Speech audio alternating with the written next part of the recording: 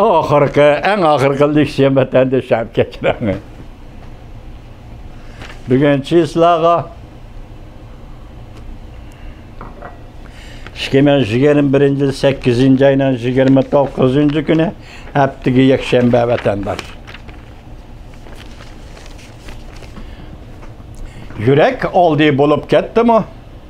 Xi Jinping Çin turuş gerek dep görsetti. Mavzula haber 8. ayının 28. günü Van Veit orbiti ilan kılındı haber. Bunda başlandı. Cungu Kompartiya Sekreteri Xi Jinping 8. ayının 27. günü Merkez Milli Hizmet yığını çakırıp yığında bunda görsetti. Millet işleri sahasında en zor haterden saklanış lazım. Ve yani ideolojiyle küreş frontunda Çin turuşumuz lazım.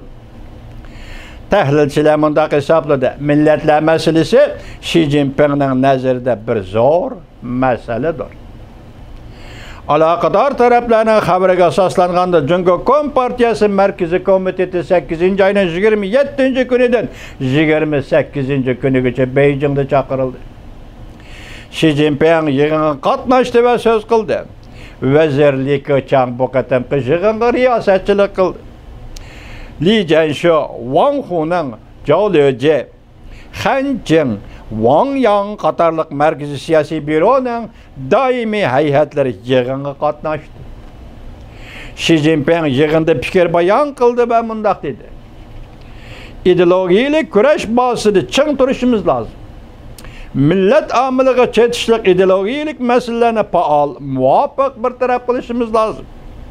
Milli bölgünçülük iddialarını ve dini radikalistliklerini devamlı tazalap, siyasi ötken assallık millet kadrlarını terbiyelep yetiştirişimiz lazım.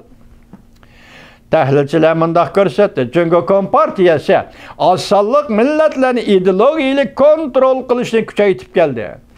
Dini itikadını özgertip assallık milletlerini kızıllaştırışını ilgili sürgende bu iş dairlerinin bu zoravallığı intayin katlı karşılık koşurdu.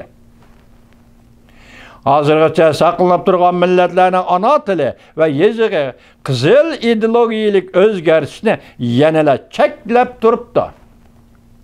Ve bu milletlerin etnik amilleri devamlaştırılıvatıdı. Lekin Cungo Kompartiyası assallık milletler aylarda Hanzu tili mağaripini ilgili sürüp geldi.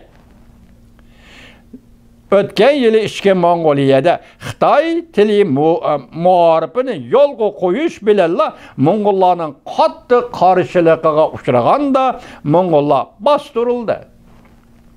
Çin Çuango başçılığı Şinjan'da dairler 1 milyondan artıq Uygurni cazalash lageriga qamadi. Kişilik hukukni eğer depsendi qilishning ichki ahvoli pash bo'lishga başladı. Xalqaro jamiyat ayıplıydı Cungo'nu ve bunun için embargo koydu. Bir hazır milletler yığının asası maksudi nima? Bu gün tertip gelilmedi. Elek adet deydiğen gep sözlerinin hemmisi tekrarladı. Bugün ben bunu ciddi ahval dep yukarı leksiyalar sizlerge tayyorladım. Şundak dep duruşumga men müşahit çıkıdığını Çinpok'unu bilisizler o dedi, tuyuksuz milli hizmet yığını çakırıldı ya. Dedi, o üzün o sözünü sözüldü, men üzemle o sözünü sözüldü vatandaş.